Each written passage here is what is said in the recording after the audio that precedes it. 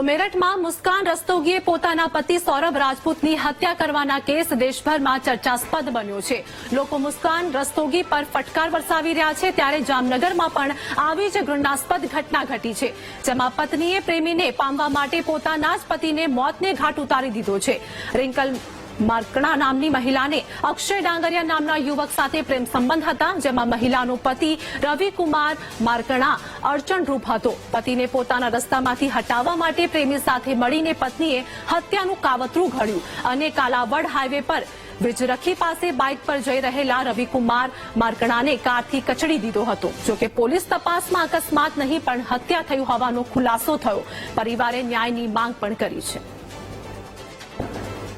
કાલાવડથી જામનગર આવતો હતો, વિજરખીની જે ગોલાઈ પાસે છે ને બુલેટ લઈને આવતો હતો, પાછળથી ફોર વ્હીલ વાળાએ ટક્કર મારતા એક્સિડન્ટ થયેલો હતો અને એનો એક્સપાયર થઈ ગયેલો છે। અને પછી પોલીસ તપાસ કરતા એને જાણી જોઈને હત્યા કરેલી છે ને એવું કાવતરું ઘડેલું હતું, એવું જાણવા મળેલ છે।